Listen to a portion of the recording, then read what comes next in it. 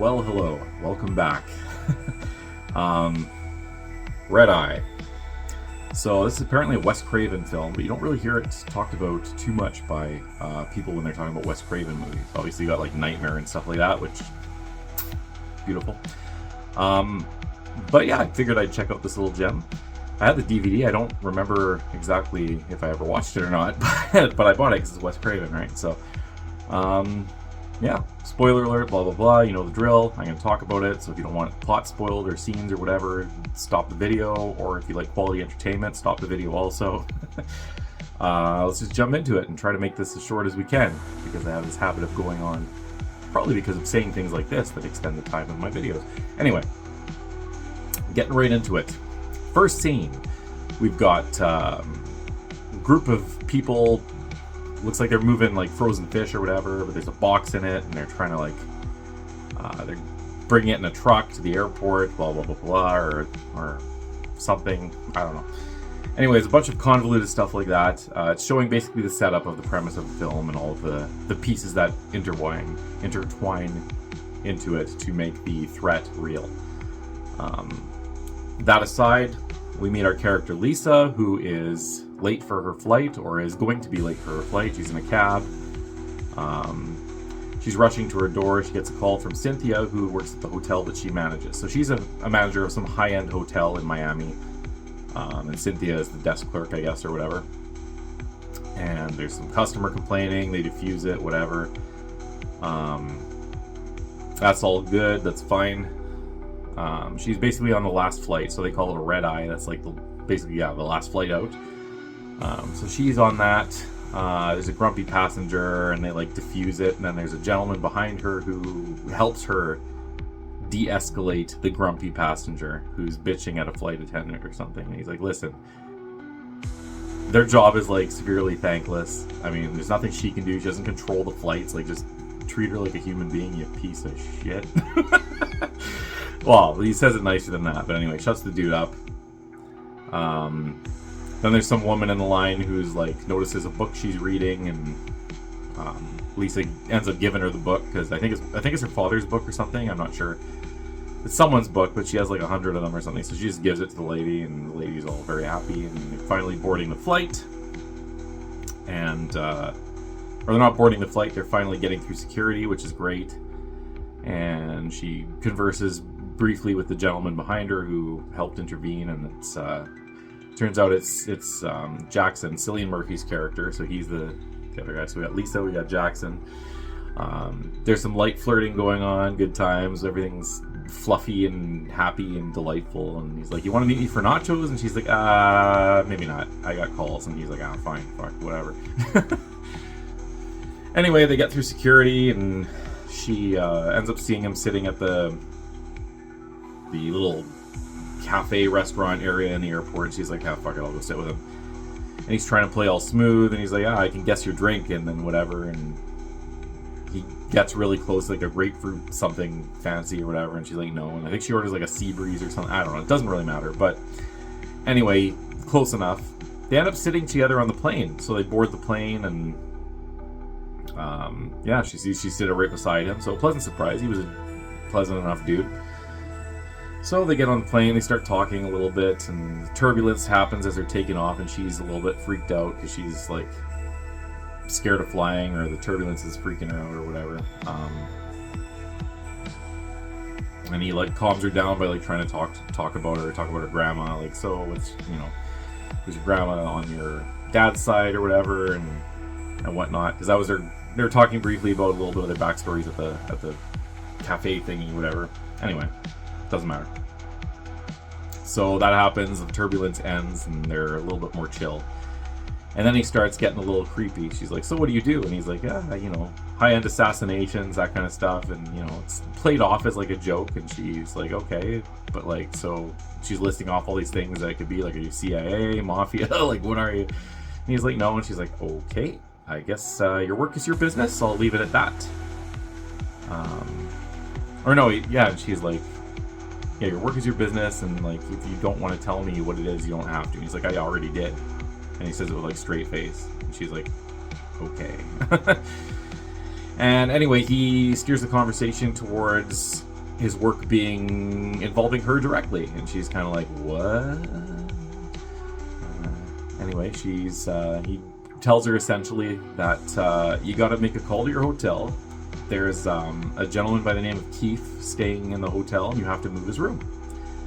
And Keith is this like big, I don't know if he's the Secretary of Defense or like Homeland Security or something, but he's like a high up U.S. government official for like, I think it's, you know, Department of Defense and whatever. Aren't you glad you tuned in? Yeah, so he's staying at the hotel, and he's like, okay, I need you to have this guy's room changed. And she's like, are you going to kill him? And he's like, don't worry about it.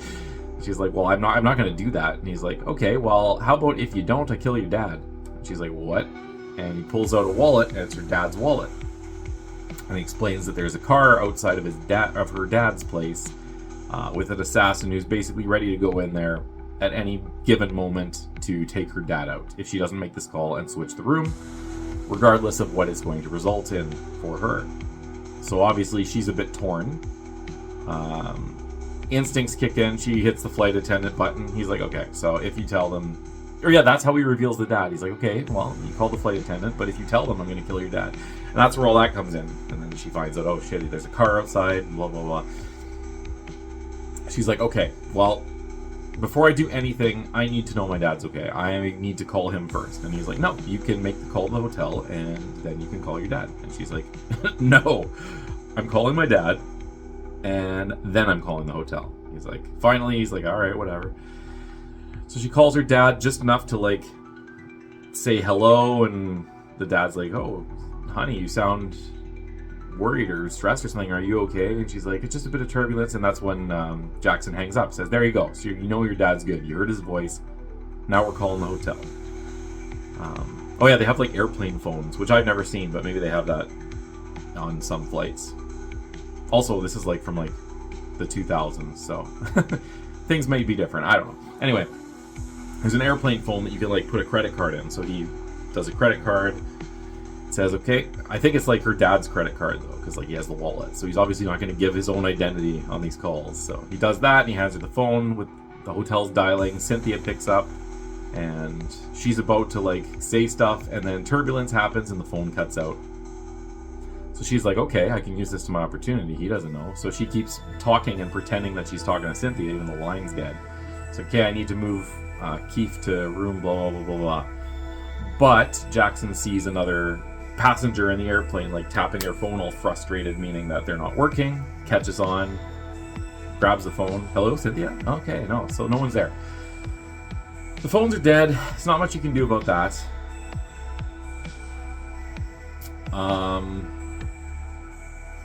Yeah, so he confronts her about that, and he's like, okay, so...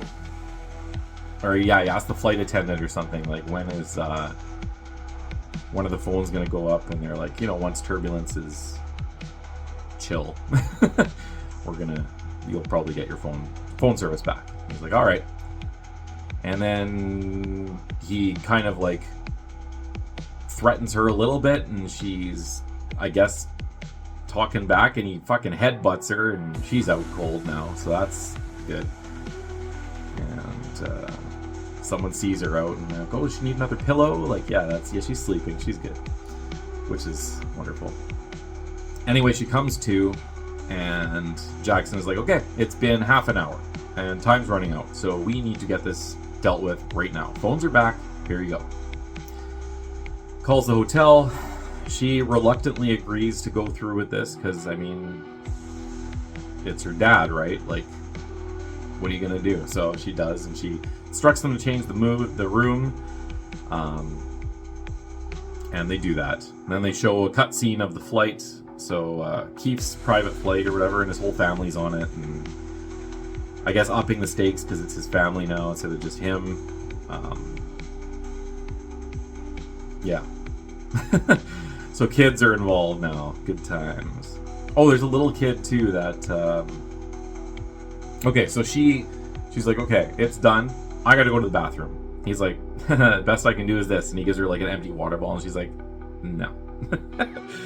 I already did what you did. I gotta take a piss. Like, let me go do my womanly things. And he's like, alright, I trust you. and he lets her go. And she goes to the bathroom.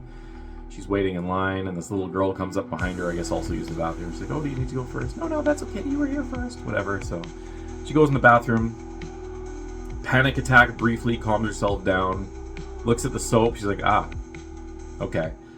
And then she puts on the mirror in soap. 18F has a bomb. And 18F, I guess, is Jackson's seat. So she puts that on the window. And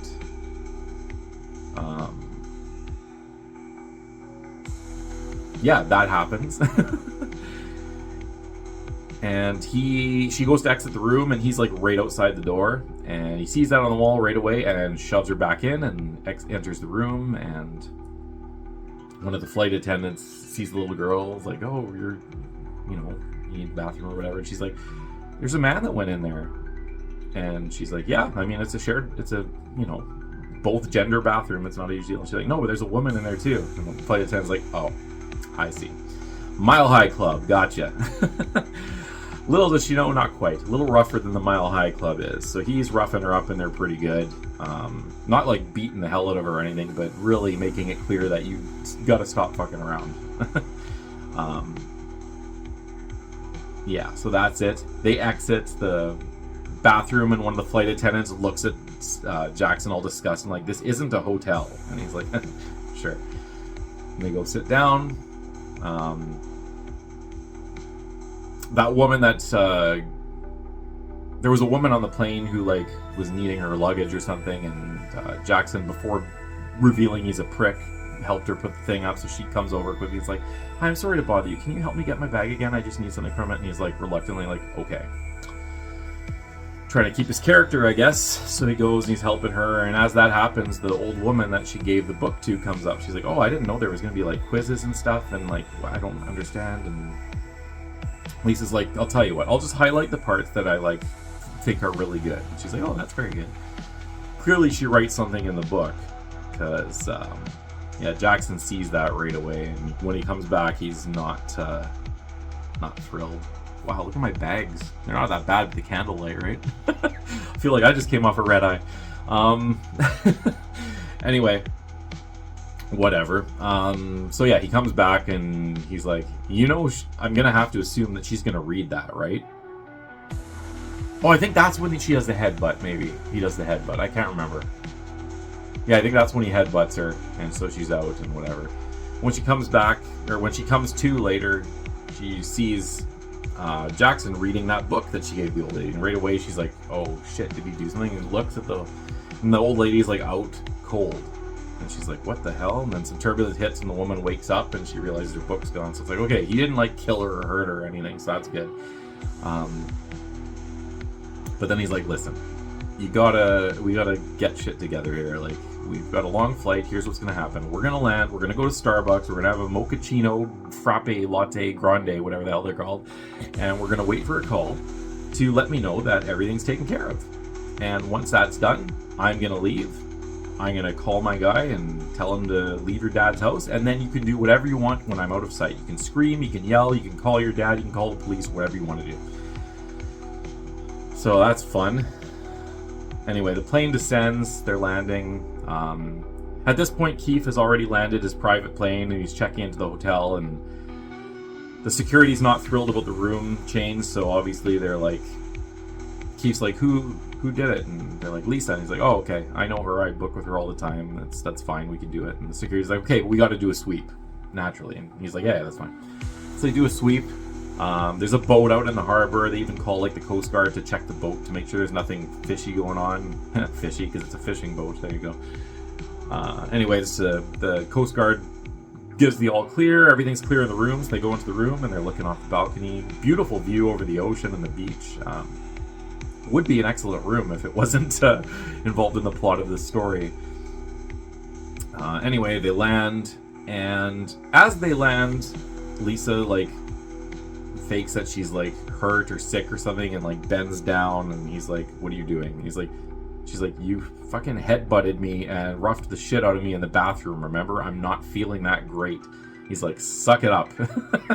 Anyway, what she was actually doing is she has a little pen that she took from another passenger stuffed in her boot that she's going to use as a weapon to get out. which she does.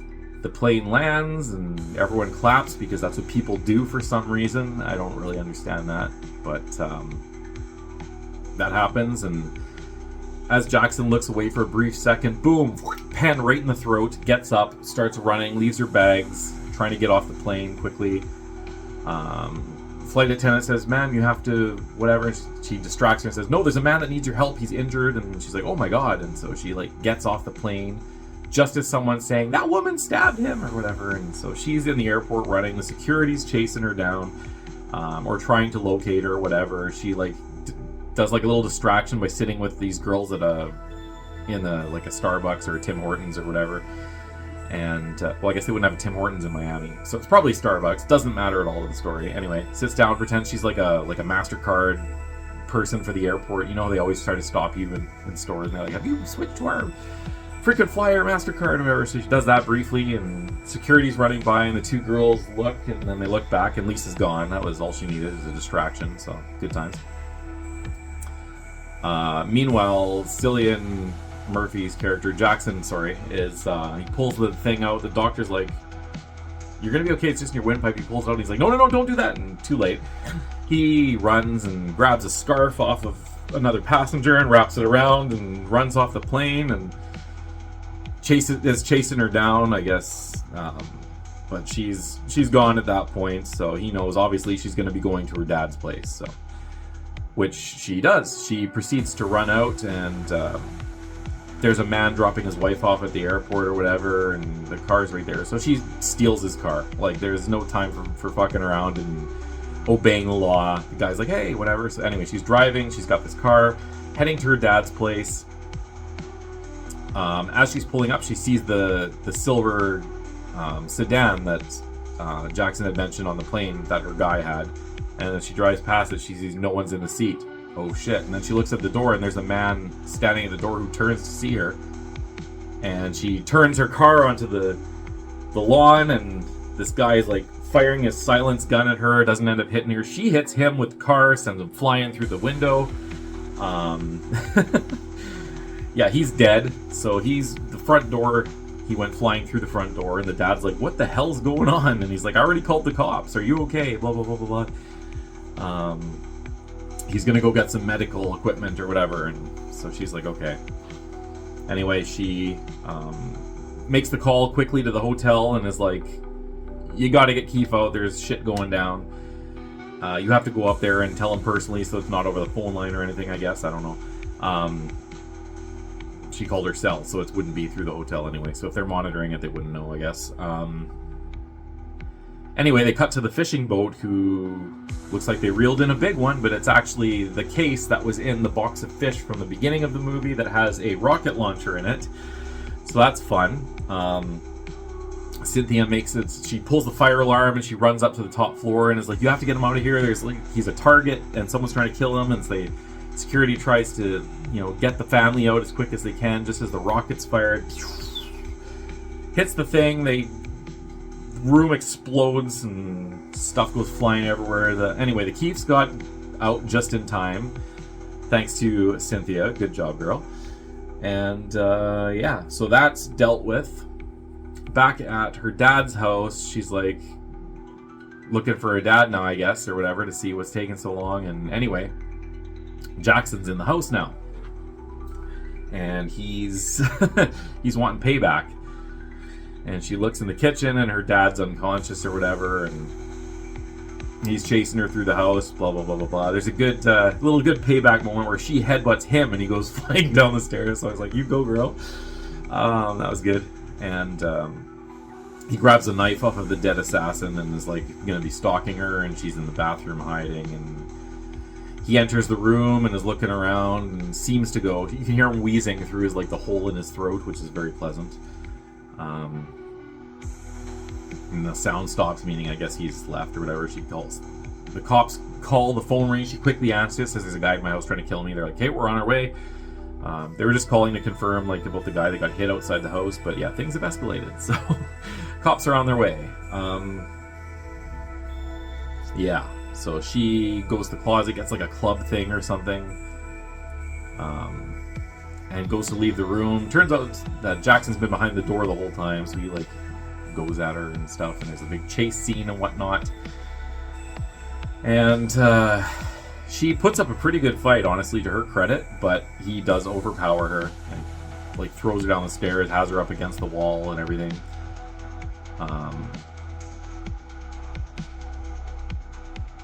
How does she... Okay, she finds the gun from the assassin at some point. I can't remember how she breaks free from her or whatever, but she ends up shooting him in the torso. That's not stopping him. He has a mission. He's gonna take her down because she fucked everything up. And just as he's about to approach, the dad obviously grabbed the gun he came to and he fires it in him, and boom, guy's dead. Or dying or whatever. And that's the end of that ordeal. Good times. Dad's good. Keith's good. Lisa's good. Everyone's good. Then they have a little outro scene of her at the hotel talking to Cynthia. I guess she rushed over there right away and just to make sure everything's okay. Everyone's good. It's confirmed. Some bitchy customer comes up and is like, first of all, my reservation wasn't done, blah, blah, blah, blah. And then the room above me exploded, and I got plaster all over my stuff, and, you know, what are you going to do to compensate this? You know, my advice would be fire this stupid little chickie here, hinting at Cynthia, who basically saved the day, little beknownst to them.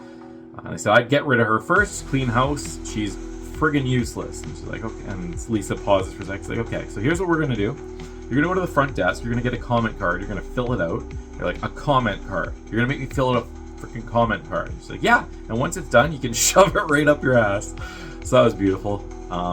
If anyone's dealt with customers that are bitchy, like, these little moments, even though they're in movies, they're just, like, heartwarming. Because I can't tell you, when I was in retail, how many times I wanted to tell a customer to just shove their opinion up their ass. But, yeah. So anytime someone does it in a movie or a TV show, you got my full support. And that was the movie. Everything's happy now. Everyone's good. Well, I mean, Lisa's a little bit beat up, probably has a concussion, but everyone is alive, so it's good. And she doesn't fire Cynthia. So that was Red Eye. Yeah, it was pretty solid. Pretty solid. I think I might have actually seen this once before, but I don't think I've watched it since like I first bought the DVD way back in the day. And it was not bad. It was pretty good. I mean, obviously, I understand why it's not talked about in the same light as, like, you know, Nightmare on Elm Street and, like, some of Wes Craven's other stuff. I don't know if he was, like, the director or producer or just had, like, a less prominent role, and maybe that's not why it gets mentioned. But anyway, it was good, though. I wouldn't skip over it. I would say check it out. It's a good time. Yeah, if you want to see Regina George from Mean Girls fucking getting harassed by Jim from 28 Days Later, there you go. That's what we got. So, yeah, what should I rate this? I'm going to give it it's in the 7s. Let's give it a 7.3. 7.31. 7.31 for Red Eye.